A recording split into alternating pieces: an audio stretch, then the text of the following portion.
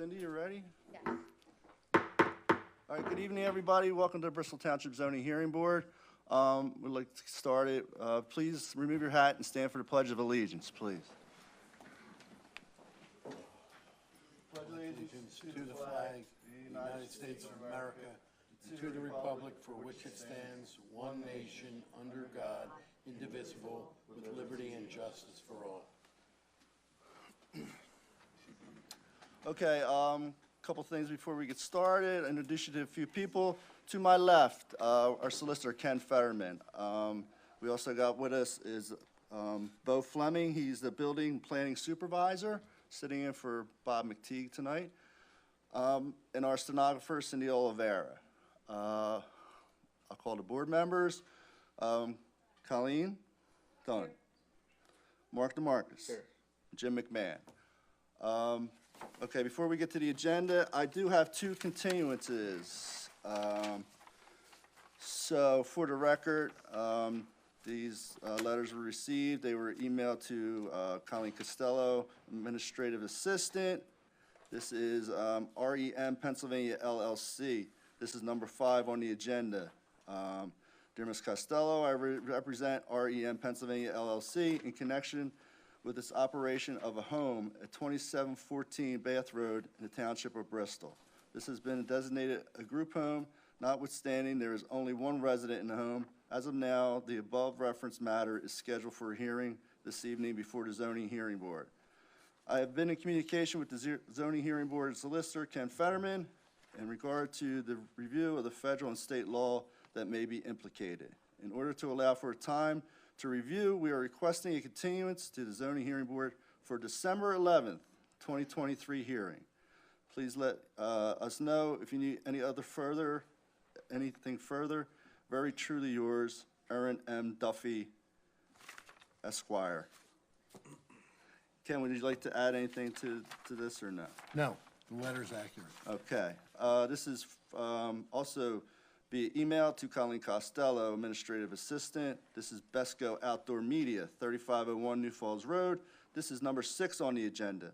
I apologize. Can I get a continuance for number 5 on the agenda, please? I need a second. I'll second. Okay. Called, all in favor? Yes. Aye. All right. So back to 6. Dear Ms. Costello, we are in receipt of a letter from Andrew R. Stoll to Kenneth D. Fetterman dated September 29th, 2023, regarding our pending application.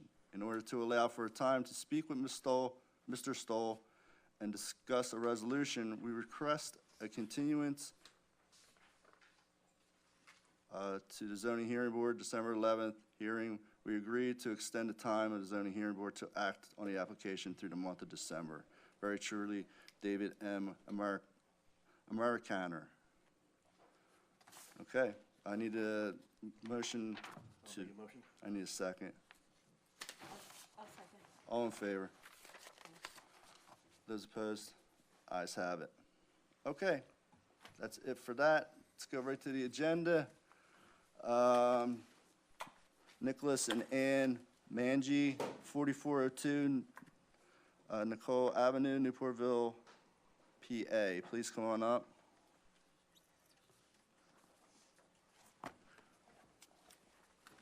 If you can give your mailings to me. Thank you.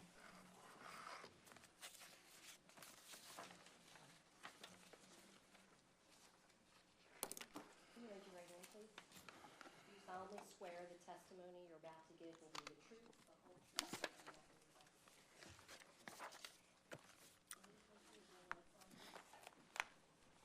but On. Yes. And state your name, please. Nicholas Medea.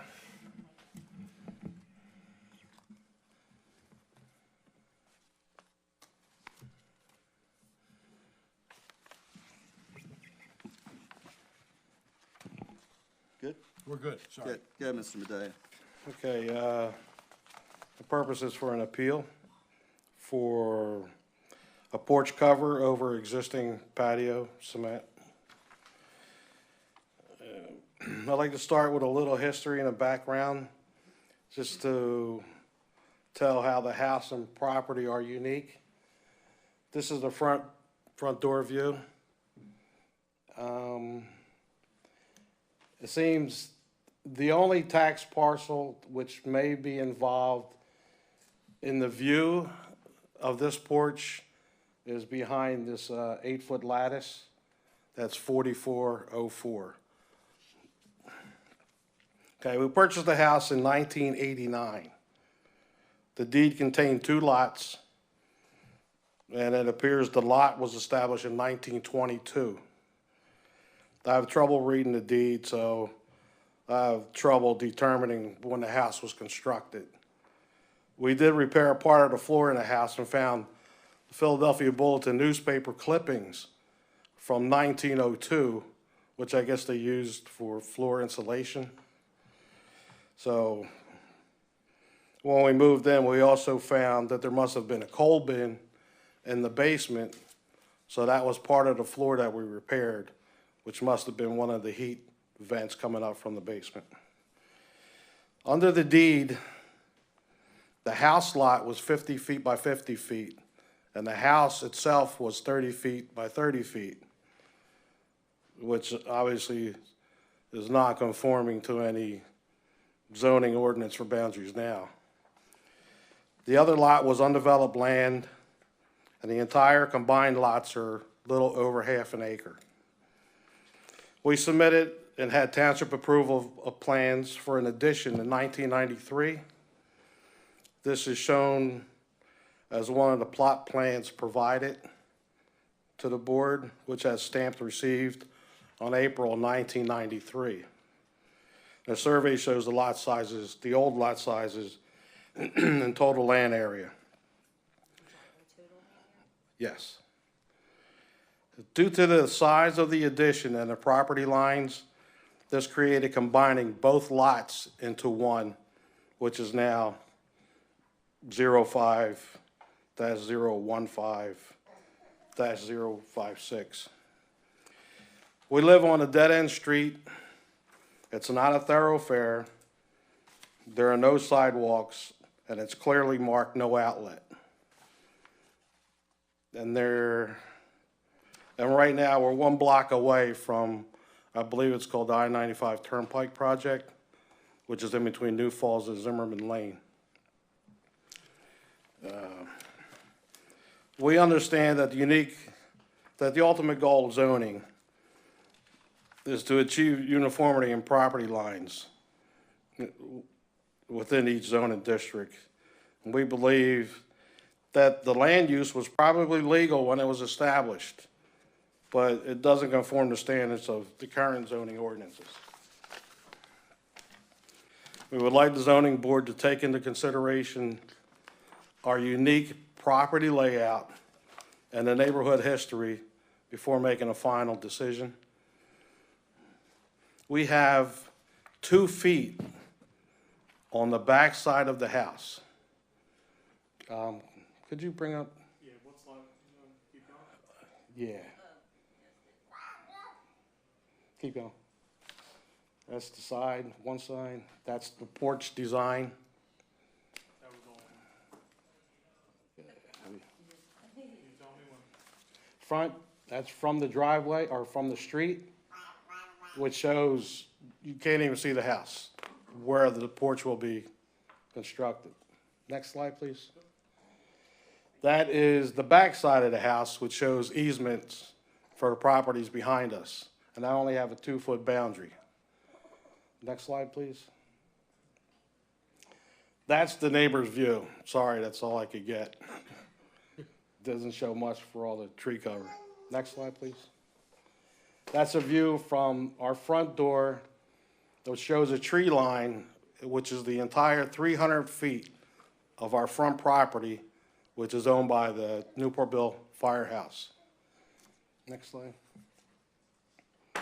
That's the other side of the house. Next slide, please. Porch design, is that it? That's it, yeah. You have 11 seconds. Okay. You get that? That's good. Could you hold that? Yes, that. All right. So So the unique physical properties, so there's 2 feet on the back of the house, there's 3 feet on one side of the house. And there's no advocate stating that we need a minimum backyard setback because of car exhaust coming in our open windows. So there's also, the property is distinguished from the surrounding properties. When looking at the surrounding properties, it seems everybody's rectangular shaped and they have 4-point boundary markers. We have 7 different tax parcels adjoining ours. We sent out 8 letters of zoning notices, 7 to the adjoining and 1 to the neighbor across the street, whose property or tax parcel doesn't connect to us. Could you show the front of the house again, please? Okay. The denial of a variance is creating an unnecessary hardship for us in the fact that the zoning board would inhibit us from usefulness for our means of maintaining and upkeeping the property, which has already been established. Again, the uniqueness of the lot. Everything right here was already established in 1989. All we were requesting is to have a porch cover over half of the cemented front patio. So right now, we're having a problem with rainwater coming in around the door frame, and I have wood rot around the windows. So I'm trying to protect that. The hardship of containing these dimensional requirements wasn't self-created and was lawful enough, it seems, to sell and buy the land with no statement of non-conforming use being stipulated at the time of the purchase in 1989. The grant of the variance will not impact public health, safety, welfare of the community. It doesn't change any impervious ground, and there's no difference for any stormwater runoff. It does not crowd adjacent structures. The porch cannot be seen from the street. It won't alter the characteristic of the neighborhood, which, forget it, since I-95 and Turnpike project are right down the street, the whole side of that neighborhood is being torn up under construction.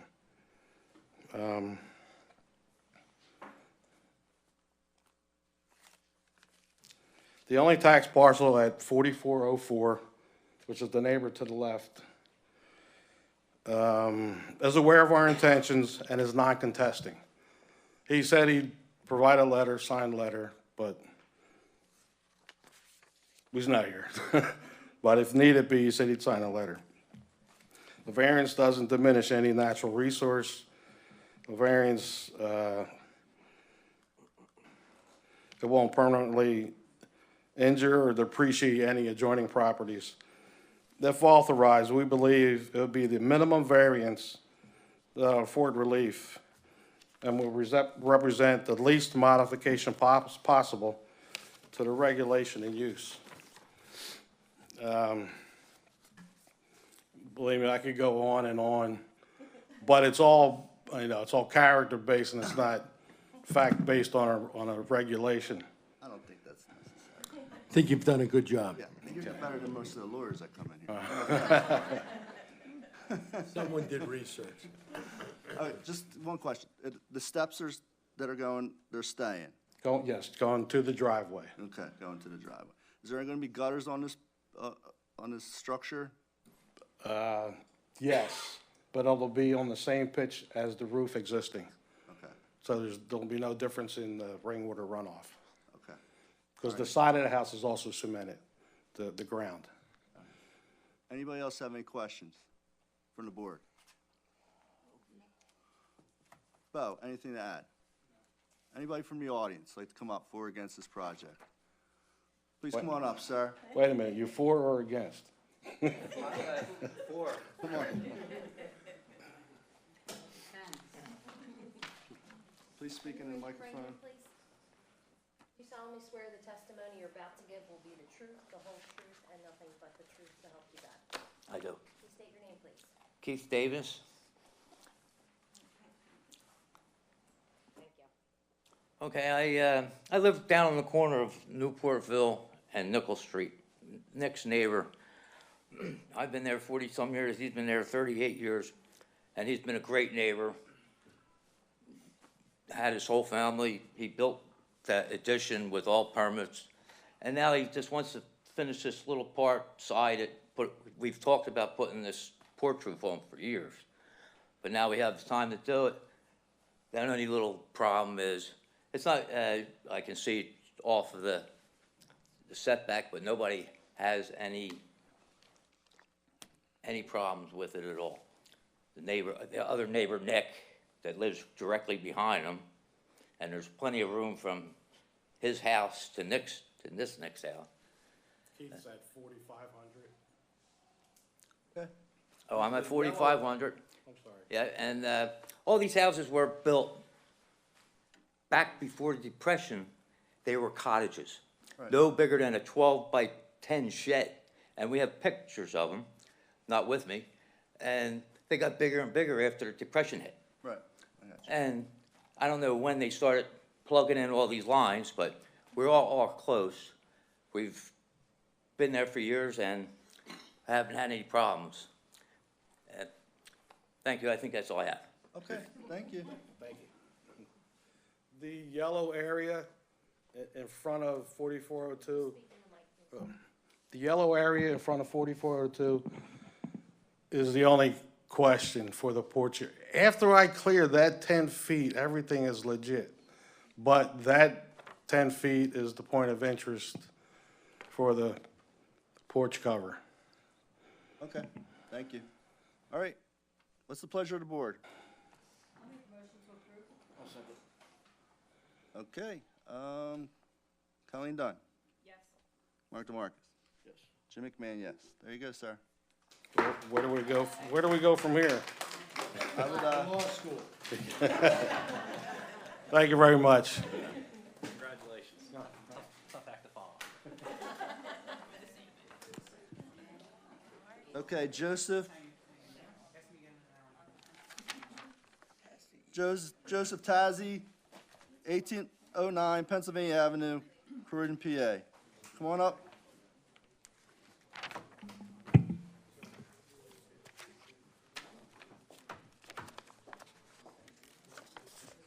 Thank you, Bryce.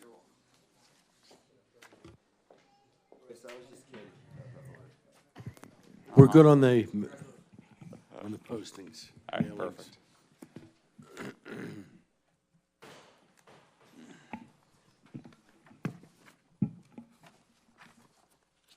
The 808. All right. Go for it. All right, good evening, Board. Bryce McWigan from Begley Carlin here on behalf of the applicant and property owner, Joseph Tazy, related to his property located at 808 Girard Avenue. By way of background, the property is a .43 acre parcel that's currently part of the R3 residential zoning district. The property is a bit unique because it is improved with a detached garage structure, and that's it. There is no primary residential dwelling of any sort, literally just the garage. There's no adjacent parcel that Mr. Tazy owns that would otherwise have a primary residential structure on it. So as a result, we're left with just a storage structure. The garage itself was not built by my client. It's been existing since approximately 1973 and appears to have been used for storage and other miscellaneous uses fairly continuously since that time. The last owner had multiple vehicles on the property, a boat, an RV, and other items stored both internally and externally through the property. I would submit, if anyone's driven by the property since my client purchased it a few years back, you can see that he's done quite a bit cleaning it up, removing a lot of the miscellaneous items, vehicles, and other debris from the outside, and making sure that it was appropriately landscaped like anyone would expect of a residential property in this neighborhood. Mr. Tazy's plan to use the property to store a vehicle together with some lawnmowers and other miscellaneous equipment and personal storage of his. However, to do so, he requires a variance because storage is not a permitted principal use of an R3 zone parcel. So, like any, hopefully, good resident of the township will do, Mr. Tazy's before this board tonight, seeking one single use variance to provide personal storage on the property. This will be personal in nature, not business related. There will be no business activity on the parcel. And Mr. Tazy also plans to keep the exterior of the property in a clean and orderly condition, as one would expect, again, of any property within this neighborhood. We don't plan to make any modifications to the existing structure. Property will continue to be maintained, and again, no business activities. I have with me on the, here the owner of the property, Joseph Tazy. Mr. Tazy would confirm everything that I just stated to the board just now. He would testify that the building, actually, Bo, could you go to the next slide for me? The building here, as you can see on the applicant's slide, has existed for over 50 years. He will testify that that is the condition of the property, generally speaking, at present. He plans to keep it looking like that, but he just wants to use the existing building for what it was intended, which is storage. Joe, if you can come on up real quick. Excuse me, all those items that you mentioned, he would accept those as conditions, correct? Correct. Okay. Raise your right hand, please. Do you solemnly swear the testimony you're about to give will be the truth, the whole truth, and nothing but the truth to help you God? I do. All right. Joe, do me a favor. Can you speak to that microphone? Did you have a chance to hear all the statements that I just made to the board? Yes. Did you understand those statements? Yes. True and accurate to the best of your knowledge? Yes. Anything you care to change or add? No. All right. And you also heard that I mentioned that you're going to keep the outside the property maintained. Is that right? Yes. No storage outside of the building. Is that right? Correct. All right. And again, you're not going to perform any business activities on the property. Is that correct? Correct. All right. So, with those conditions expressed, do you agree to adopt the statements I made to the board as your testimony tonight? Yes. All right. With that, if the board has any questions, we'll be more than happy to answer those. Also, he's not going to enlarge it? No. Anybody have any questions for Mr. Tazy? Hi, how much activity do you plan on conducting at the property? Like in and out, is it daily, weekly, or?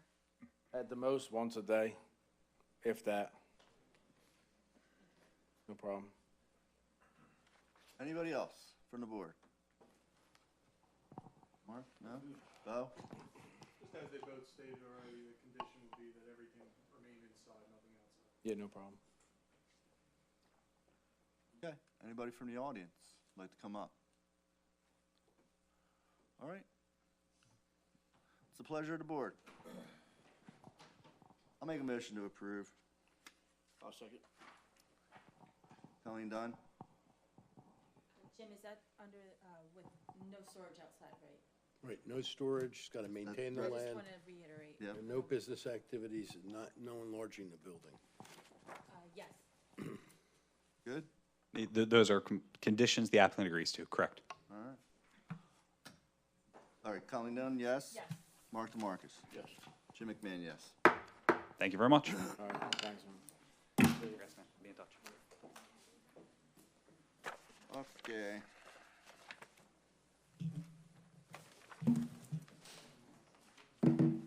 Serafin Carino, 1701 Maple, Croydon, PA. Please come on up. Okay. Thank you. Mailings and postings are good. Me. Good evening, board. Bryce McGuigan, still from Begley, Carlin, and Mandio, here for Serafin Carino, the owner of the property located at 1701 Maple Avenue here in Bristol Township. The property measures approximately 6,250 square feet in size and sits within the R2 residential zoning district. Specifically, it's located at the corner of Sheldon Avenue and Maple Avenue. Even though the address is 1701 Maple, the house actually fronts Sheldon Avenue. The property is currently improved by a single-family detached dwelling, together with an accessory garage. We're here today as a result of that garage. The garage was previously a carport that my client expanded, unfortunately without permits. As I'm sure the board has seen on occasion before this board. If this particular project is familiar to the board, that should make sense, because Mr. Carino was before you back in February, at which point the board denied his request for relief. However, what I would say is that at that time, Mr. Carino didn't do a couple things right, apart from beginning the process of building this structure without permits. First, he didn't have an attorney, which, obviously it's not an issue by itself. Most people think that's a benefit. But also, he did not have a survey of the property, and there were some issues and concerns regarding stormwater management, and heck, even the location of the expanded garage, whether that was even completely on his property. So since that time, the property owner has gone through the process he should have done previously.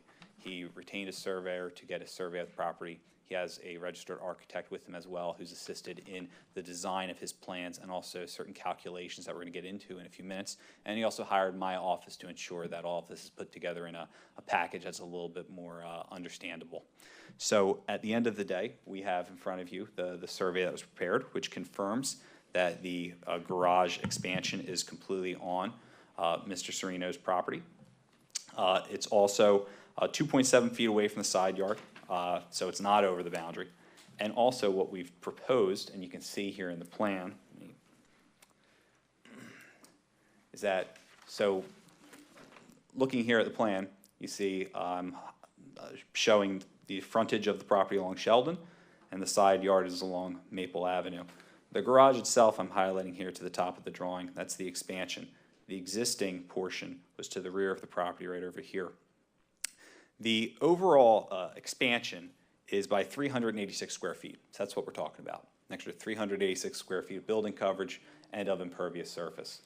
Now, we can't help to offset the building coverage, but since February, what we're proposing now is to remove a few areas of impervious that have been pre-existing. I'm highlighting the one to the top of the drawing. There's another one here to the side. Together, those amount to 143 square feet of impervious surface. 243. The total amount of increased impervious surface, when we remove the 243 and we add the 386 of the building expansion, is a net of only 143 square feet of impervious. However, we know this in addition, and we know that the property is already non-conforming. So what we're proposing is right here to the bottom of the drawing, there's going to be a dry well.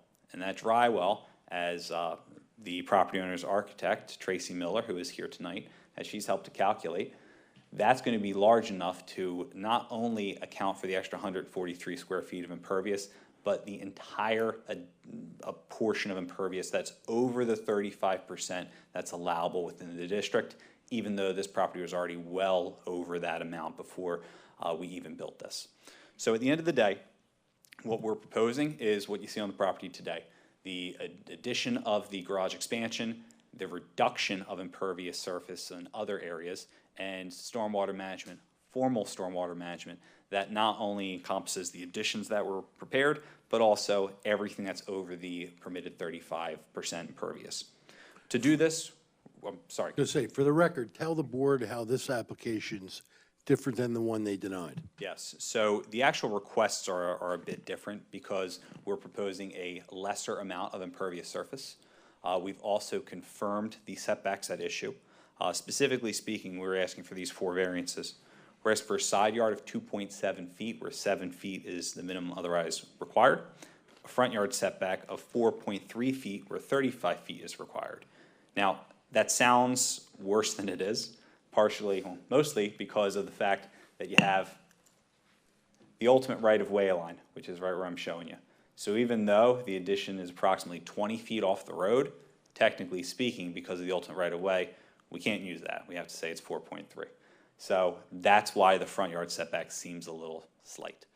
We're also asking for building coverage of 36.8%, where 25% is otherwise required, and impervious surface of 53.3%, where again 35% is otherwise required. Now again, the net increase of impervious is only 143 square feet, so this property was already well over that 35, but again, we're trying to offset that, which is another change from the prior application, which is we're proposing formal stormwater management in the form of a dry well that we would be happy as a condition of any approval the dry will be sized not only large enough to offset the additional 143 square feet, but pretty much everything that's over the 35. We have enough space to adequately size that so we can provide a net benefit to our property and hopefully to the local area.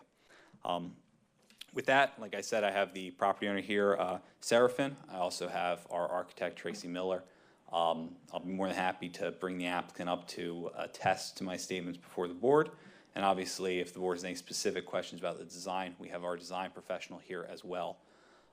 But all in all, like I said, we're doing our best to offset any potential detrimental impact. And I know that at the last hearing, the main issues were the location of the garage, which we've confirmed, and also potential stormwater management, which we're proactively addressing beyond what would otherwise be required and beyond what was there even before we put a shovel in the ground. So with that, Seraphin, why don't you come on up real quick?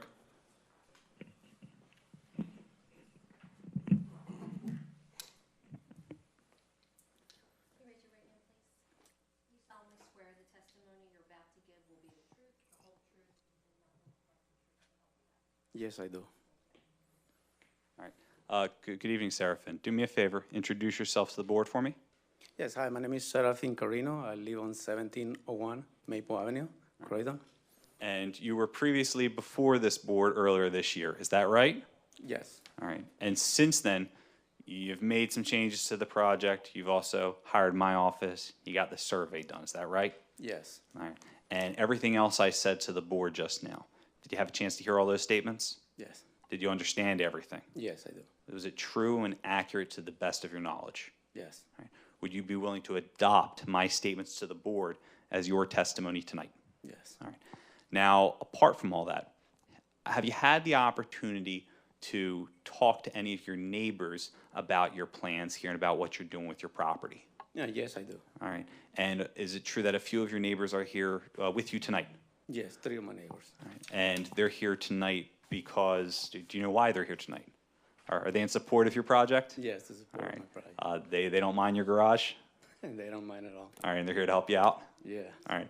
And obviously, if the board has any questions for any of your neighbors in the local area, they'll be happy to answer those. Is that right? yeah, that's correct. Okay. If the board has any other questions, obviously, we'd be more than happy to address that. And our design professional here, Tracy, sitting over there, if there's any questions from a technical perspective. So the stuff in red is the impervious you're taking out. Correct. So, maybe this is more for Bo, like this was an existing carport, turned into a garage, addition added to it. Is there gonna be an inspection process for this thing, or has there been? I don't remember, refresh my memory if there, like, is it built to code? So there will be inspections Right. upon approval. There will be inspections upon approval of the application. Right. And once permits are turned in, the inspections will be performed at that time. Okay. So say this application's approved, then there'll be an inspection. And what if he doesn't pass his inspection? Then he has a chance to fix whatever needs to be fixed, Yes, correct? yes. Okay. All right. Yeah, you're gonna get your chance, sir. All right? Okay.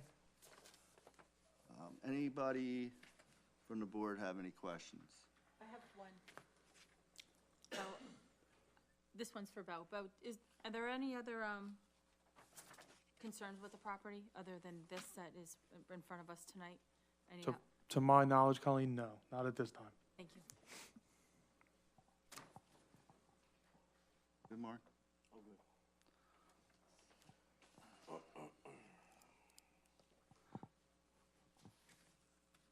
So, let me ask you a question. The back part of the existing garage is the addition part, the 14.4, and the 16.1, 16 foot 1 inches. Yes. Right? Yes, the back part, yes. Yeah, the back part was what was existing, correct? And that's sitting on concrete as well. Yes, Okay. All Okay, that's it. Look. Anybody from the audience like to come up before I come against? Yeah, come on up, man. Hello. Betty Ann Wooders. B-E-T-T-Y.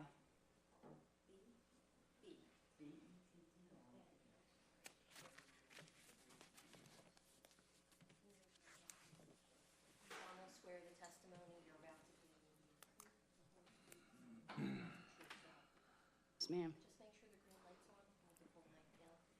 Is the green light on? Yes. Okay, I lived on Maple Avenue for years. He's a very good neighbor. I don't know what the problem is, but I just lost a loved one, and they're kind people. I mean, I knew him from years. I mean, like I said, I don't know what the problem is. He's a very nice guy. So, you know. Well, yeah, we're not here for, Yeah, but I don't understand. I mean, the property seems all right to me. I mean, you know. yeah, that's great. Thank you. I'm glad You're you welcome. guys get along. Yeah, very well. That's good. Thank you. Yeah? Sir, please, come on up.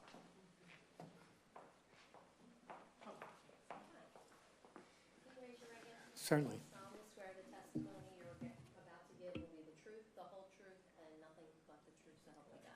I do. State your name, please. Richard Ulrich, Can you spell your last name, please? U-L-R-Y-C-H. And I live at 1700 Prospect Avenue, and my property abuts Mr. Serrano's property. And I had spoken in the meeting in February, and I guess to some degree I would be reiterating what I had said at that time. I'm a little confused by the building plan, and so perhaps Mr. McWiggins can explain to me. Are you proposing to disassemble some part of the structure that already exists? Because I think it violates the offset vis-a-vis where our property lines are.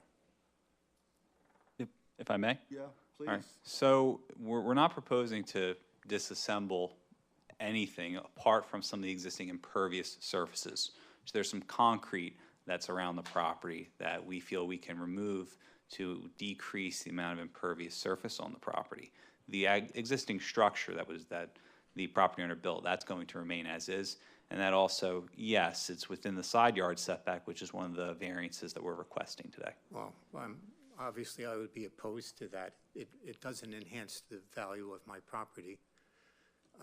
In fact, it depreciates the value of the property to have such a large structure so immediately to the property, my property line.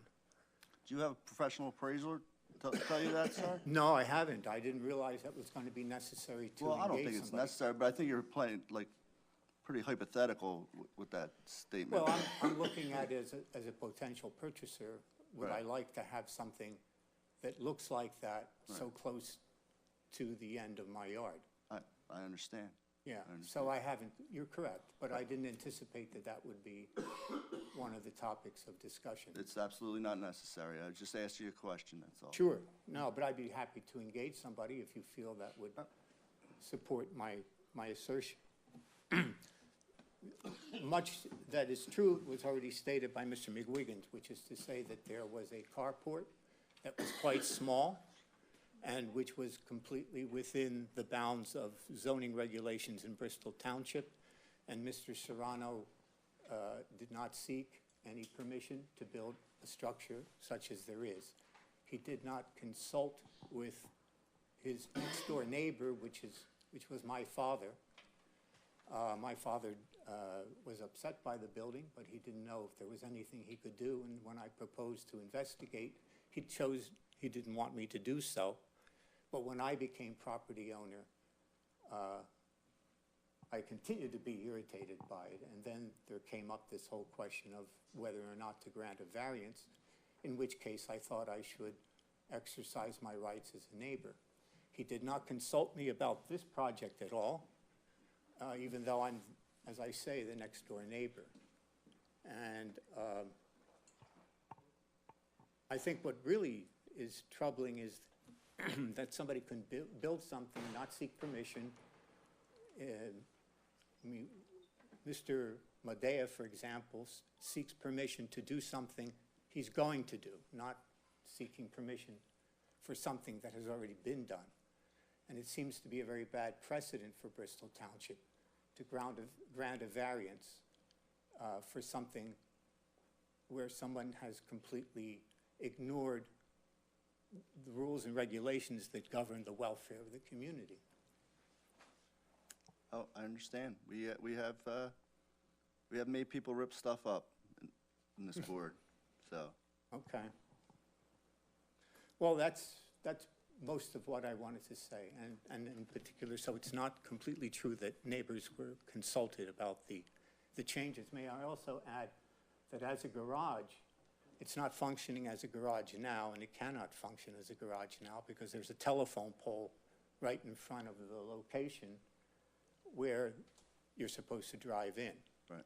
And I don't know whether that issue has been addressed at all. Perhaps, Mr. McWiggins, you can say something to that? The telephone pole that's right in front of. The telephone pole's been exactly where it was ever since my client purchased the property, and it was in the same location when he had his carport, which also precluded use of that as well. So No, what? that's not true. Well, hang on. Okay, I'm So what Mr. Serino is going to use this for is is storage. And this is exactly what it's going to be used for. There's no issue with using that. And the telephone pole, look, we're not trying to move it. We're not trying to cause any problems for any of the local neighbors or PICO or anyone like that. He just wants to use this property appropriately on his side of your fence. Well, I never claimed that it was on the other side, by the way. I never made that assertion, and it's certainly not, it's certainly in the record. May I, well then, I can tell you that the carport before was used because there were previous neighbors who owned the home. And I remember them parking their vehicles there. And the carport's location, I mean, the garage is quite large, and it was possible to drive into the carport. It's not possible to drive into this garage. Well, I also probably think it's a benefit. You don't want someone driving that close to a PICO power line that serves Yeah. many houses, so you don't want that anyway. Yeah. So the prior property owners probably shouldn't have been doing that. Well, that would have been an issue when the structure was built, because there was an empty lot there Yeah, of course. originally. And I remember it being built. And I believe that the carport was within the bounds of zoning regulations at that time. To just confirm, the prior carport was an existing non-conforming structure. That was only 5.7 feet away from the property line. The current garage is 2.7, so it's overall a difference of only 3 feet.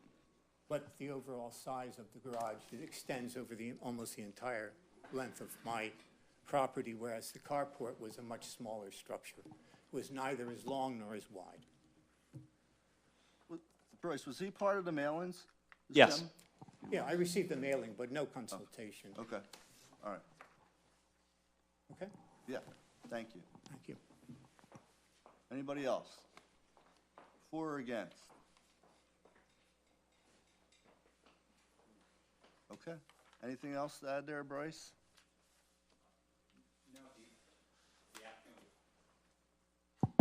The applicant would rest based on the testimony presented. And just as a point of clarification, I believe that Mr. Ulrich's house itself is about 50 to 60 feet away from our proposed structure that's been partially constructed, just as a point of clarification. But other than that, nothing additional from the applicant. Thank you. Okay. What's the pleasure of the board? Anybody? To deny the application? Okay. I got a motion to deny.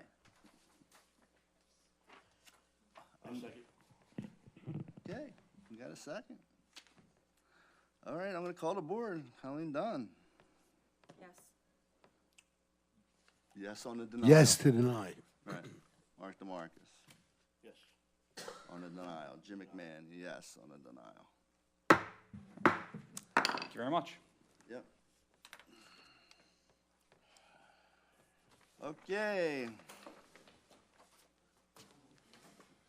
Joe and Catherine Treader, 6008 New Falls Road, Levittown, PA.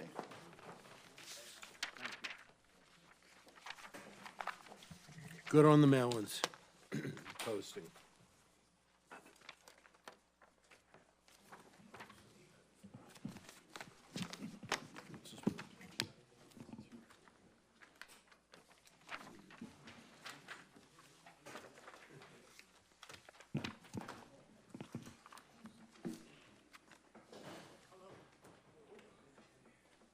All right. Go ahead. Bryce. Good evening, Board. Bryce McWigan, still from Begley, Carlin, and Mandia. I'm here this time on behalf of Joe and Catherine Treader. They're the owners of the property located at 6008 New Falls Road. The property is zoned R2 residential, and it's a long, deep, and somewhat narrow lot that fronts New Falls Road. It's rather unique because it's a nearly 2-acre parcel that is completely surrounded on both sides and the rear by residential backyards. It's approximately 10 times as large as almost any other residential property in the area. The Treaders purchased the property back in 2019, and their son's been living there since. They've also moved their business to the property, which is a local construction company called J. Treader and Sons. Joe and his family have been working in the local community for decades, and the business has been based in Bristol Township for pretty much all of that time. It's a small local contracting firm that's operated by Joe, his brother, his 3 sons, and a few employees. They use the property for storage of equipment, vehicles, and other materials that they use on job sites. There's a 2,400 square foot pole barn on the site that was constructed with permits, where they store tools and other equipment, and where there's a small shop related to the business. It's important to note that no actual work is done outside externally on the property. It basically functions as a staging area for employees. Joe's family and employees come to the property in the morning, get loaded up for the day, leave to perform work off-site, and they return at the end of the day to return their equipment, vehicles, get their own cars, and head out. Again, no work is actually performed on the property, and it's pretty quiet pretty much most of the day, night, any day of the week. To be blunt, when Joe purchased the property, he had no idea this use was not permitted by right in this zoning district. He simply viewed the property as being 2 acres or so that apparently has a history of various permitted and non-permitted uses over the years. So he moved his contracting business to the property and didn't really know, and found out obviously from the township more recently. Like I said, technically the property is R2, which does not allow for contractor use. As a result, we're requesting a single variance today, which is a use variance to allow Joe's family business to operate on site. We understand that there have been some neighbor complaints regarding this use, and we would request that any potential relief today be conditioned so that those are adequately addressed. We'd be willing to condition the relief upon no storage in front of the property of any business or any other items from the fence line to the front to New Falls Road. We would be happy to line the sides of the property with evergreens or other arborvitaes to ensure that, aesthetically speaking, the property maintains a more residential character compared with what's there now. We'll also agree not to disturb the woodlands to the rear of the property, where approximately 40% of our property is currently natural woodlands that we're not going to disturb. We would also say that no actual work will be performed on the exterior outdoors of the property because, again, we don't want to create any nuisance or noise for the neighbors whose backyards abut our property. I have with me tonight Joe Treader, the owner of the property and the business, together with members of his family. Joe can testify to the business itself, his use of the property, and the changes that he's willing to make to ensure that he can coexist with his neighbors. You know, at the end of the day, this really is an odd property. You know, it's 1.8 acres and change, and it's located literally with residential backyards all around. If the neighbors, and I believe many of them are here tonight, from what I understand, this is the last item on the agenda, so unless people are royally confused, I think everyone's here tonight for this. Look, we understand that there's some people who might want a residential use, but let's be honest, this property is literally 10 times larger than any other property that abuts it. So it is not a reasonable use to use a nearly 2-acre property for one residential use. The only other reasonable use for this property, other than what Joe is using it for now, is a residential subdivision, potentially 8 to 12 units. He doesn't want to do that. That's me talking. He wants to continue to operate a family business from there, wants to do it in a way that works with the neighbors. Wants to do it in a way where there's no noise, no traffic concerns, and visually it looks residential in nature. So with that, I'm going to ask Joe to come on up here so we can kind of go through exactly what he does there, what he wants to do there, and what he's asking the board for tonight. Joe. Raise your right hand, please. Do you solemnly swear the testimony you're about to give will be the truth, the whole truth, and nothing but the truth, so help you God? I do. State your name, please. My name is Joe Treader. Thanks, Bryce. All right, Joe, do me a favor. Introduce yourself to the board for me. How you doing, board? My name is Joe Treader, J. Treader and Sons Contracting. Like you said, we run a small business. I bought the property under the assumption that I could have my son live there. We can have property for our business. I did the pole barn, got the permits, did everything I was supposed to do. But when I bought the property, it was already pre-approved for another building bigger than mine. So that led me to believe that everything was all pre-approved. I believe it was already approved for a business before. So I did my research, and that's why I bought the property. And Joe, you didn't realize until after the fact that there was an issue and you could not operate your business without going before this board. Is that right? Correct. And you're here now to ask for that permission, correct? Correct. All right. So let's talk a little bit about the business itself. It's you, your 3 sons, your brother, and a couple employees. Is that right? Correct. All right. And generally speaking, since you purchased the property, and your son lives there, is that correct? Yeah. All right. You've been using the property for J. Treader and Sons, is that right? Yeah. So if you can explain to the board, how first of all, what does your business do? What type of business are you? All kinds of contracting. We do all kinds of residential, you name it, we do it. And you've been around this area for how long now? Probably about 30 years. Now, do me a favor and just explain to the board a typical day in the life of J. Treader and Sons. How's it work on the property? We usually show up about 7:30, meet there, get everything in order, get everything we need, and then go to the job. And then Then sometimes we don't even go back there. But, granted, I have the kids, it's a shop, they work on their vehicles, so.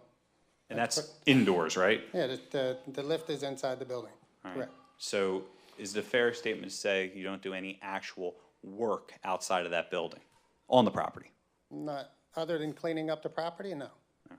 And generally speaking, like you said, you come to the property in the morning, you get your stuff, and you head out and work off-site all day. Is that right? Correct. So generally speaking, you try to keep the noise on the property down, correct? Of course, we gotta go in and out, but that's just normal. Yeah, right, You know. right. I gotcha. So in terms of, many of your neighbors are here tonight. Obviously, you're not doing any work actually on the property, correct? Correct. And you're not asking for permission to do that, is that right? No. No, all right, so you're trying to keep the noise to, I wouldn't even say a minimum, you're trying not to be noisy neighbors, correct? No more than the normal. Okay. Now, in terms of traffic, you're in and out through New Falls Road, correct? Correct. All right, and that's it? Hey, All right. Now, in terms of visuals, your property is fenced in, is that right? there's fences all the way around it. All right, and you've recently installed or planted some trees near the road, is that right? Correct. But you'd be willing to plant more, correct? Correct. And you'd be willing to plant trees along the sides of both sides of your property. If that's what needs to be done, we'll do it. All right, and you also know, obviously as the property owner, that you have a very large wooded area to the rear of your property. Yeah, it's been years cleaning it up. All right, and you don't have any intention, as we sit here right now, related to your business, of making any changes to that area, right? No.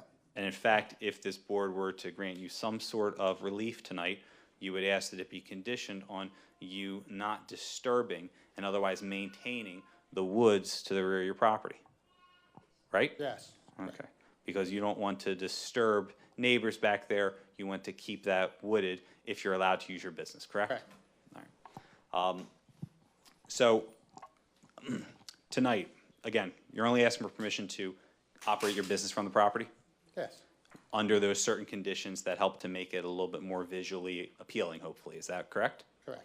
And you know that there is a number of your neighbors here tonight, and some of them are likely going to make some public comment here before we're done, correct? Correct. And if they make any statements or suggestions or offer any, or identify any problems that you didn't know existed, you'd be more than happy to take that into consideration and potentially offer additional conditions to help address any neighbor concerns, correct? Correct. Overall, you're here because you want to be a good neighbor, but you also want to use your property for this business use, correct? Yeah. Okay. Is there anything else you'd like to add to the board? No, that's it. All right. So with that, if the board has any questions, I'd be more than happy to address those. Who was the previous owner of this property? Do you know? What did they do out of that property? He might have been some sort of a landscaper, but he was trying to, I don't know. Okay, because I know several years ago, somebody came in front of this board on this property before. I think she was gonna put a flower shop in the building. Yes, that's what I had in my file. Right, okay. All right, anybody else have any questions?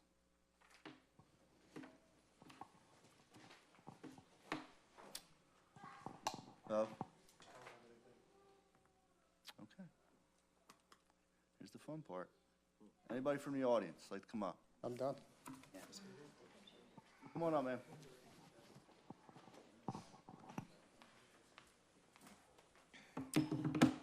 I have something for you guys to look at. Do you want it now or after? Like, I'll get sworn in and then you can bring it up. Raise your right hand, please. Do you solemnly swear the testimony you're about to give will be the truth, the whole truth, and nothing but the truth? I do. State your name, please. Samantha Shalaba. SCIALABBA.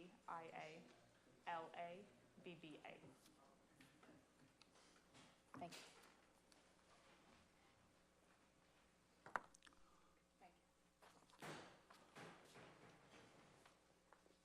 Okay, before you get started, I have, she handed me a list of names, signatures for the record.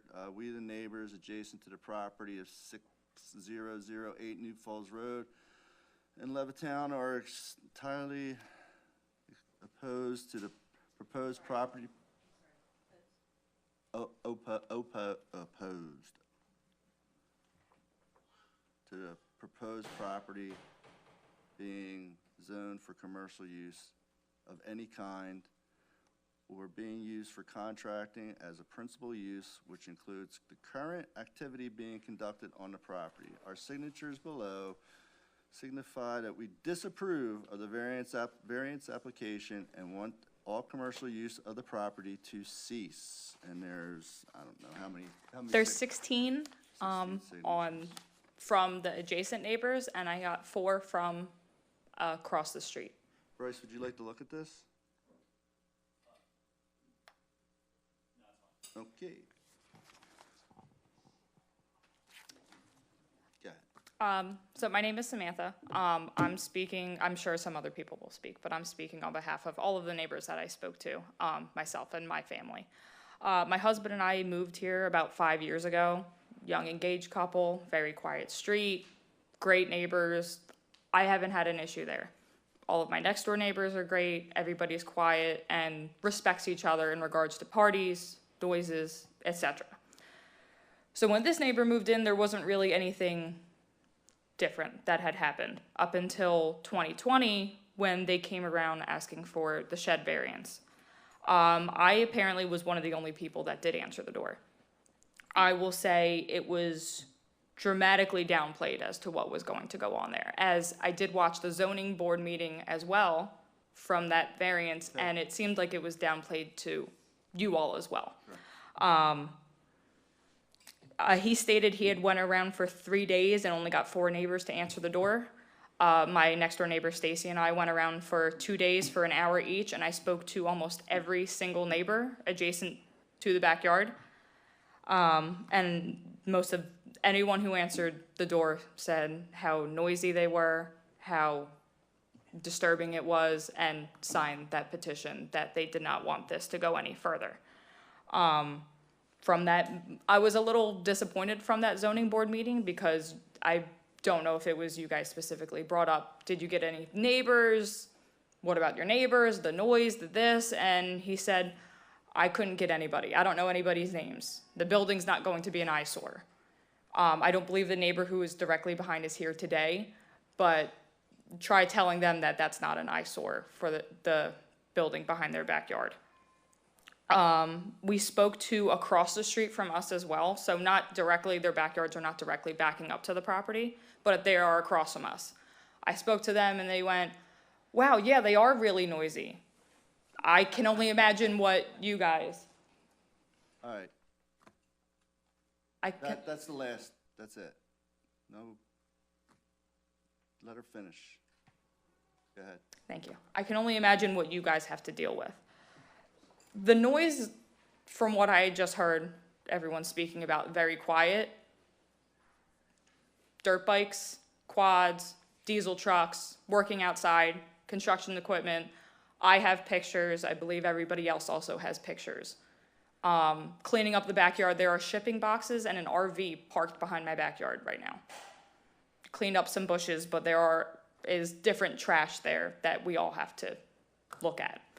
I've called a non-emergency number late at night for his son who lives there, disturbing everybody. And after the cop very nicely went over and told them to stop, a dirt bike goes around the neighborhood to see whose backyard light is on. I don't take that lightly. I'm home by myself a lot. I have a 1-year-old son. This was a while ago before him, but when my husband's not home, I don't need to be worried about someone hurting my home, my property, me, my dog, anything along those lines. I bought this house in intention to raise my family here. I know a lot of my neighbors have older children, so they kind of already passed that part. Like I said, my son just turned 1. I don't plan on moving anytime soon. There are people that have been here 20, 30, 50 years that I had spoke to around there. I want to be that. I don't want that to become commercial, and he sells it in 10 years. It could become a shopping center, a gas station. We don't, and then we can't do anything about it. Well, whatever happens here is going to stay with his owning of the property. If whoever buys it off of him cannot use it as the same. Oh, no, I understand that, but Now, it's he's not asking for rezoning. mm-hmm. But So we're not gonna change the zoning. Yeah. That's done by the township. But go ahead. the variance is a lot for us, and we have called multiple times. There has been construction equipment run during the day. We have pictures of it. We have videos of it. There are cars worked on outside. There are diesel trucks run behind our house at midnight. I've had naps woken up from my son because of the noise. This isn't something that is new, and everything seems extremely downplayed, like I had said. So we want this to stop. We don't want this behind our backyard anymore. And if I knew that signing for this shed, I don't know if it would have made a difference or not, because I was one of the signatures he got out of the 4 people. Because he had said it was gonna be used for storage, and I said, okay, if it's used for storage and that's it, that's fine. But there are 12 trucks back there every day. There are C boxes back there. There's an RV back there. There are quads back there. There are disabled cars back there. There are tires back there. It seems like it's being used more as a junkyard than anything else. So that's something we have to look at after all the brush was taken down back in the beginning of the summer. So that's what I'm trying to. A lot of neighbors could not make it tonight, so that's why I wanted to get the petition to show where everyone stands and adjacent to that property. Okay, thank you. You're welcome. Thank you. All right, so now my brain's being refreshed here. The pole barn, Mr. Traeger. What did you come for variances for that for? Height? It was for the height. Right, okay.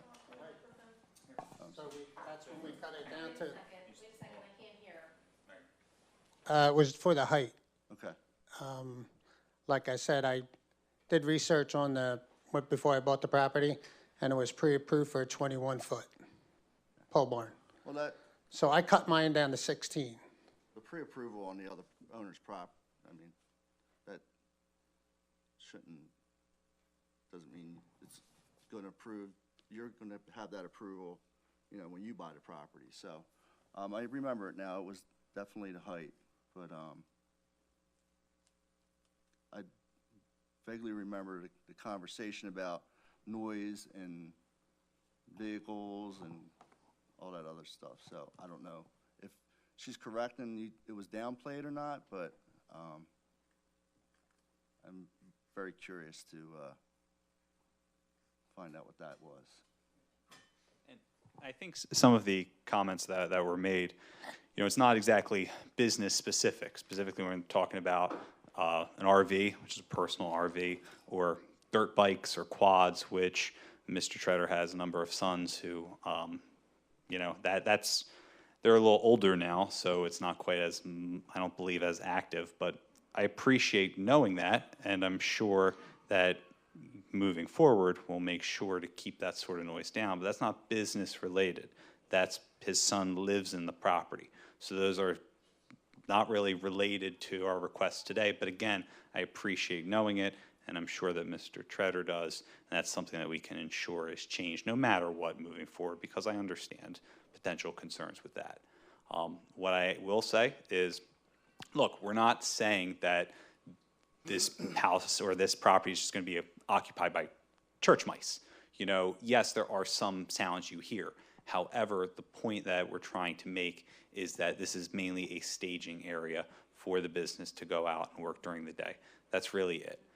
There are some activities that happen internally inside the pole barn, but that's a very, very small minority of what the business functions as. And again, we'll be more than happy to install buffering that will be both visual and hopefully help with a little bit of the noise. But again, noise is what we understand, not a significant factor in what Mr. Treader's business does.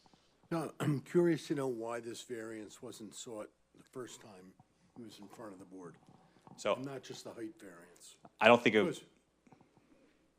Didn't mean to interrupt. Because if I'm sitting on the board, I'm going to think he's operating legally. He did not know until recently when he got a notice of violation from the township. He came to our office, we looked at it, and we did not appeal that because at the end of the day, yes, it's accurate. And I think it was, back then, he did not use our office. So the first time I met Joe was maybe a month and a half ago. So it was not anything intentional. It was, trust me, because Mr. Treader probably would not have purchased the property if he had known he couldn't operate his business from there. So if he knew the issue back then, that would have come to light, and he probably would have been before buying the property. So it was just an oversight. If you can confirm that is true. Yeah, I just assumed that I could have my business on my property. That's the reason I bought that big property.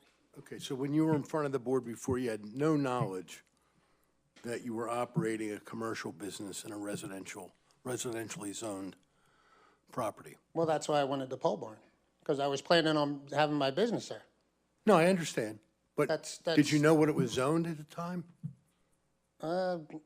Residential, yeah, I guess residential. Okay. Thank you. Come on up, sir.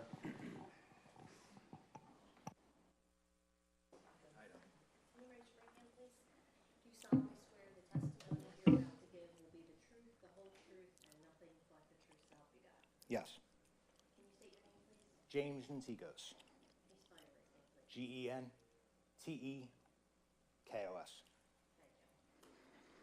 So the house was sold as a residential, right? Did he buy the house under residential? So the property is zoned residential? Okay. Yes. All right. We all bought our houses residential, correct? So when you buy commercial property, you have to pay more, correct? It has to be zoned, different things have to be, I've been in construction since I was 16. And there's a lot more going on in there than he's saying. Diesel equipment starting and blowing off, especially with a smaller outfit like this, they get older equipment that isn't regulated, and the smell, the smoke, and all that stuff comes in your house. Little noise, I never had a motocross track out back of my house when my daughter's trying to sleep.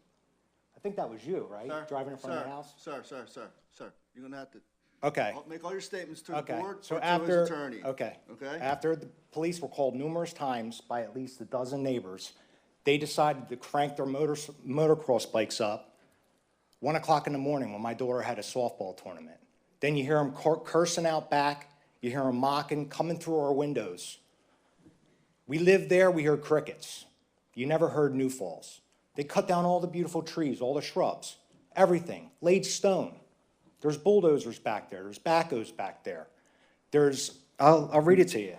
If this wasn't intended to be a commercial business, we got a 40-foot sea land container with wood stacked, an extra 3 or 4 feet tall. That's true, I got pictures. Everyone has pictures back here. Bobcat extensions, 2 utility vans, 2 F-250 utility trucks, 3 trailers, 6 regular-sized pickup trucks, John Deere backhoe, 1 camper, international dump truck.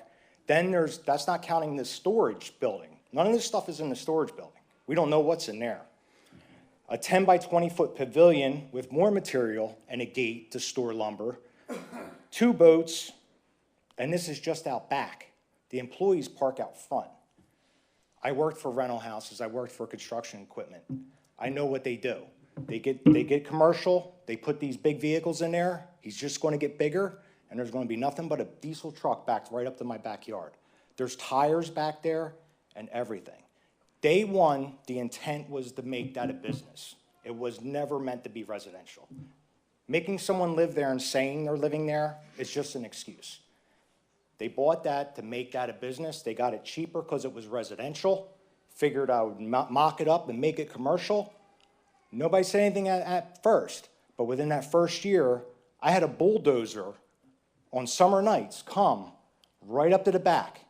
The kids are running excavators out back till 10 at night, right up against her fence. And then when the cops are called and then they come out, it's like, hey, you got a dirt bike within 80 feet of your windows in the middle of the summer, going, and then they're using a bulldozer to make dips, to cut themselves a motocross track. Then they're putting spotlights up in the trees. I got back windows to my house shining right in through my bedroom. When the trucks come pulling in at night, 9, 10 o'clock at night, all the trees are down. So they cut in, the headlights go right in our bedroom windows. I grew up in Philly. I moved out of there because of all the noises and sounds. It was beautiful when me and my wife moved here out of the city. The house I bought was residential. He bought it at residential. He should buy a commercial property if his business is doing so good. Not transfer it, get a deal as residential, make it commercial, and make every one of these people's houses go down in value. Because I'm not going to let my house go down in value because someone opens up a diesel factory right out back. Because that's what's going to happen to my house. The trees are going to die. When they blow that smoke, all the leaves are going to get tainted. It's just going to be nasty back there. And there was none whatsoever consideration of the neighbors. There's no consideration of anything. The intent was to make it a business from day one. They got stoned. They killed all the grass. I thought we need rainwater. Now they're paving it back there practically with the stone. And they're extending it. They're clearing it out for something else. When I called earlier, I said they're doing something back there bigger and better. That's what's going to happen. You're going to say, okay, everyone's going to say, let them do it. They're just starting a few things up. Not too much noise, right? Oh, yeah, it's typical for boys to make noise. My boys didn't ride a motocross right out back of someone's house and drive in front of a female's house in intimidation because the cops were called. It was I who called the cops. Okay, but I understand that, but it's frustrating that Hatfield and McCoy's, all right? It's not that. That's what's being done, and we got to deal with that and live with that. That's what we got to do, and that's what I've been through with it. Now I got to see it get even worse back there, and now they're going to build more back there if it's allowed. If it's not, I don't want to live there. So that's all. And it was completely quiet. We've been here since '06. Thank you. All right. Sir, come on up. Do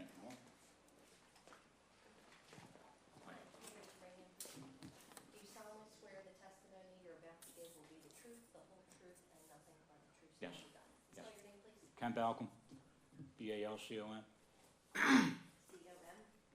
C-O-M, yes. Good evening. My name's Ken Balcom at 23 Indian Red Road, and there's been numerous complaints about this this property. I've called the township, I don't know how many times. I've called Tina Davis's rep many, many times. It just seems like everybody's on deaf ears. The solicitor, with all due respect, said that it looks like woods back there, if not as many words. But there's so many clear area back there, it's ridiculous. The gentleman before said that they're clearing out. They're clearing out as we speak, probably. Gravel's put down. I don't know what this drainage is put in for right behind our property. I have no idea what is going down that pipe. That pipe's going right towards the back of the property. Who knows what that is? I will tell you that the EPA and the DEP have both been contacted by myself. I filled out the complaint forms. They have contacted me back. The reason why is that if you could see the pictures, there's a tote, there's storage areas. I don't know what the heck's in there. But if, God forbid, if it's going in the ground, who knows? I have no idea. But I did receive word back from the DEP. They contacted the township. The township's supposed to go out there and inspect the property and get back to the DEP of what they found. Because, like I said, you have numerous trucks there. There's a smell of diesel. There's a smell of gasoline. There's a smell of antifreeze. I have an 84-year-old mother that lives in that house, and I don't think that's really good for her health. I know for a fact before, a landscaping business tried to purchase the property, and a florist tried to purchase the property, and they both found out it was zoned residential, and they withdrew. Another concern is with this pole barn. I happened to see the zoning hearing board previously on YouTube where the board approved this pole barn. I was never notified about the pole barn. I thought there'd be a letter, or how it used to be, you go around to your local neighbors and you get a signature sign off that you're okay with it. Never got notice about a pole barn, nothing. I can't imagine what goes on in that pole barn. I have no idea. Who knows? Changing the truck's oil, the machinery. That's another thing. Mini excavator, as you can see, that's being operated during the day. The gentleman said a bulldozer. I've witnessed that. Trucks going in and out. Like I said, one time a gentleman said that they're planting grass back there. Negative. They're tearing it up everywhere. Like I said, you can see the pictures. They're digging, gravel being put in, and like I said, with this storage, or excuse me, drainage. I have no idea. So a residential property is residential property. You can imagine with all this muck here, machinery and what have you, in front of our homes. My God, the neighbors, the township be out left and right. Boats, vehicles, abandoned vehicles, broken windows right behind my property. Tires. But I have one question because I'm ignorant on this, if I can ask you. What's the setback for a pole barn against the residential backyard? Approximately, I don't know because it's pretty close. I would have to give you that answer, sir. I'm actually not the zoning officer, but I could give you that answer if you need it. Because it's pretty close to the backyards. My property backs up just to the corner of the property, but my next door neighbor, it's right behind the backyard. And like I said, I don't have to tell you that the numerous things that are going in there with the sound and what have you. I have no idea, but it's very, very concerning. So I appreciate your time. Thank you.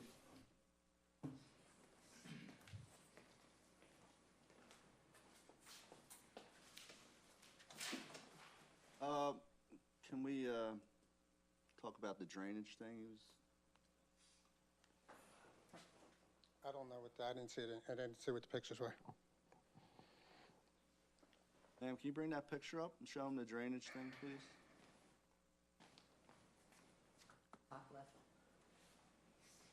Oh, top left, that was just for water runoff, because the ground is all clay.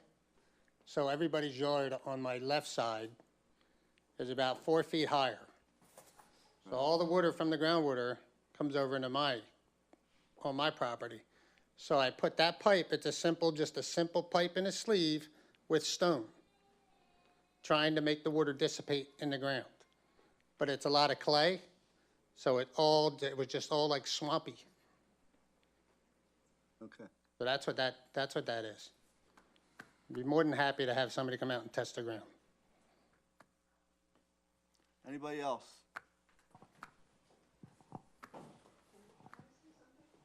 Sure, come on up.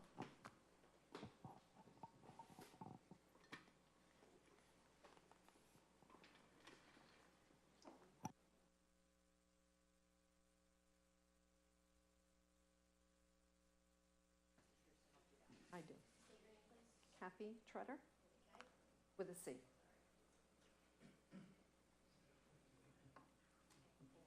All right. I basically just wanted to explain something about the back part of the property, which everybody is complaining that we might be doing something to. Yes, the boys have ridden some motorcycles back there and stuff, and I don't know to what extent. But my thing has always been that that back part of the property stays as nature. I'm a nature lover. That's why our camper is back there. I actually just put it back there because I thought it'd be a great place to have it when we're not using it. But as far as removing things out of there, we have been working, yes, with machines and stuff in that back part to clean it up. Sticker bushes, I don't like. I mean, I took them out. I don't want them. There are weeds. There was a lot of weeds back there. When you talk about all the tires were there. We're removing them. There's probably 50 or more, and they're still laying there because we don't know how to get rid of them, or we don't know what we're doing with them yet. We've taken a swimming pool, swing sets, mostly around the outer edges of the property. Concrete, we are not putting any concrete back there. Yes, I would like to put grass seed back there and flowers and more trees, because the trees that are there are falling down and dying. Sweet gums, they only last, I've talked to the arborist that was out there for Ashplund, who is working for Pico in order to take some of their trees and some of our trees. It's not only us, it's Pico that's taking trees. Verizon has wires in the back. There were all kinds of things growing in those wires, pulling on the wires. Yes, I removed them. I did all this, like me. Night and day sometimes, because I'm a big gardener and I like to have things look nice. And I want that back part of the property to look nice. And I would love it if more of the trees stayed, but I have pictures of the tree line that it didn't change very much at all. And the only thing that was taken out was any dead trees and all of the sticker bush brush and things like that. But I mean, lots, there was beds back there, tires back there, swing sets, lots of things. 3 dumpsters we filled. 3 dumpsters of junk, not brush. That brush is still laying there because I don't know how to get rid of it yet. Okay, thank you. Mm-hmm.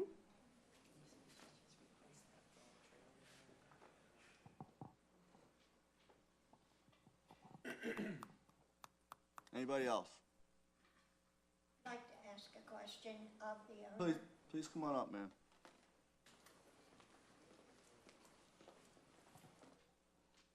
Hi. Raise your right hand, please. Do you solemnly swear the testimony you're about to give will be the truth, the whole truth, and nothing but the truth? I will. Please state your name, please. Sandra Menschner. MENSCHNER. My question is to the woman that just spoke. If she's the woman that's pulling all the vines off my fence. I have beautiful trumpet vines across my fence, and I caught a woman twice crawling up the hill towards my fence and stripping the vines. And I asked her what she was doing. She said, "I don't like vines on fences. It's my fence." Right. That's my question. Okay. Thank you very much. I was gonna, okay, answer. Okay, that day I was doing weeding and pulling out, and those things that I was pulling down are growing from my property up. And we did have the property surveyed, and she said that she had 6 feet onto our property. At that point, I didn't do anything anymore. Okay. I stopped. But when she saw me doing it the first time, I was just weeding. For me, I was just weeding. That's fine.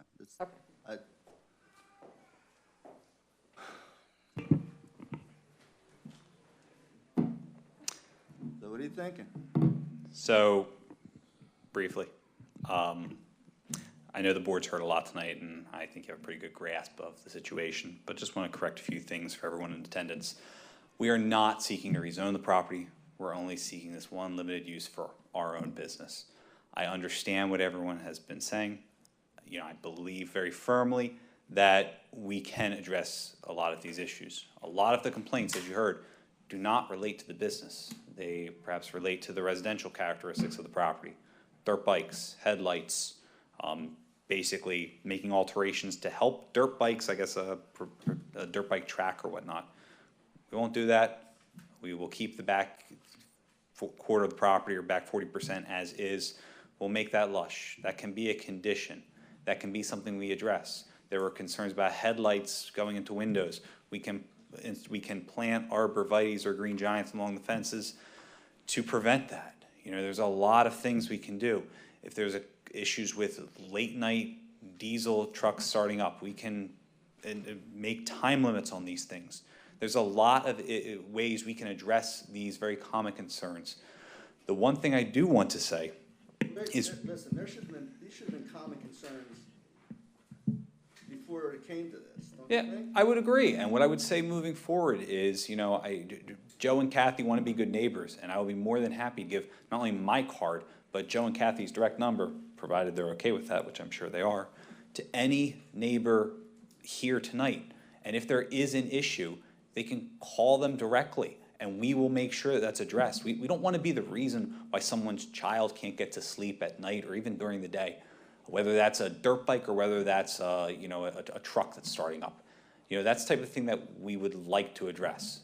Now, I understand if the board is disinclined to grant this relief in light of some of the comments we heard tonight. I would understand if that's the vote.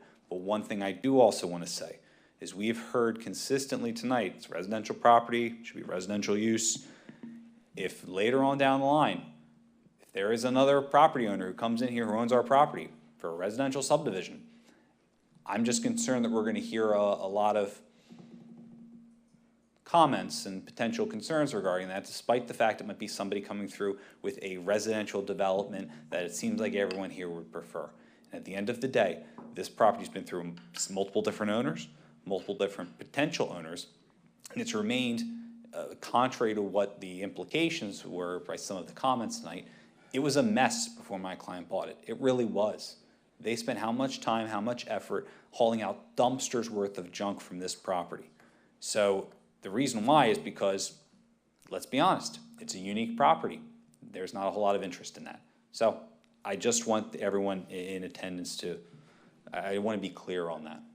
I'm going to ask this question. What's the hardship here? The hardship is, what else do you do with this property? You know, you can't have a 2-acre house surrounded by homes that are on 0.15 acre properties. That is not a reasonable use of 2 acres of property that front New Falls Road, which is one of the busiest roads in our area. That's a reason why you've had recent potential purchases of this property. Commercial. It's been a flower shop. That's what was looking into this. I don't think it was ever a flower shop. Has not been. Man, let me rephrase that.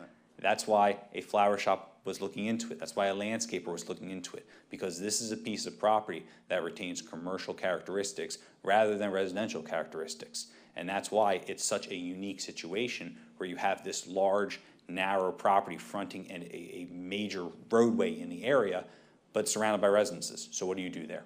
And you know, that's why we're trying to find a way to bridge this and provide a reasonable use of the property and make some conditions that we believe would impact and address some of these concerns that we heard tonight.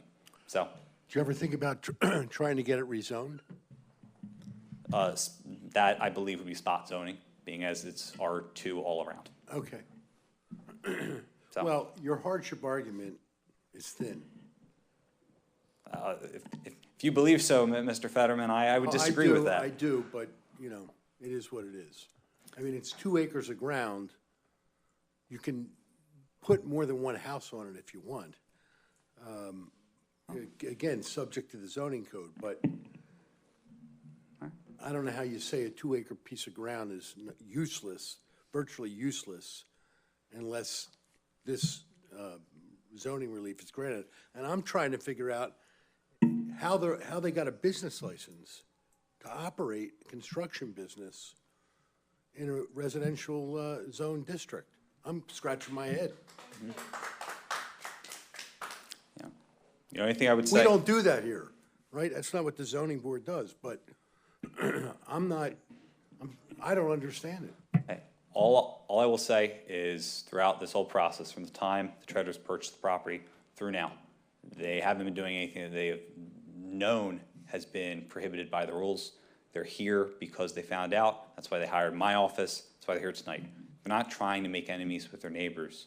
And I'm sure if, and for a variety of reasons it hasn't happened, but I'm sure if they knew some of these complaints directly, and I'm sure the neighbors did not have their direct phone numbers or anything like that, and so I'm not blaming anyone. It's issues with our property that we apparently didn't know about. But moving forward, obviously we'll go out of our way to address some of these issues irrespective of what the board orders tonight. But we still firmly believe that our proposed use is one that can fit in this community with the right conditions. Bo, real quick, how did this come about? Did you go out there? Was this because of the complaints? Was it? Yes, our office was notified for complaints. Right. We actually had a meeting, me, the director, Robert McTagg, Mr. Treader himself. We sat down, we had a meeting.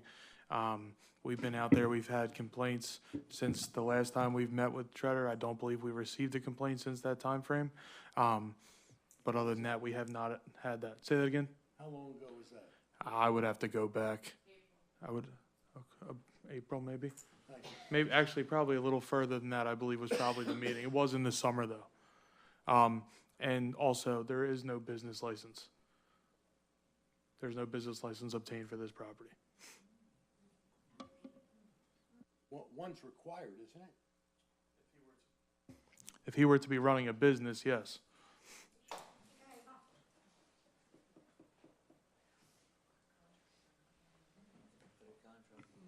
So, yeah, I mean, look, thanks. Stop, guys. So, look, Read the rules, Bryce.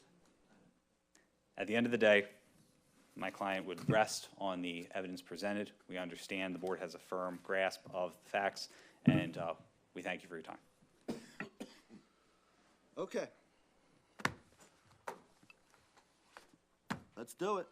What's the pleasure of the board?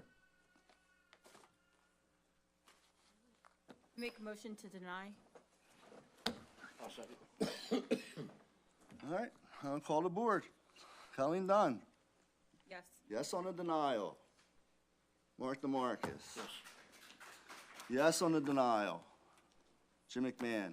Yes on the denial. Thank you. Unbelievable.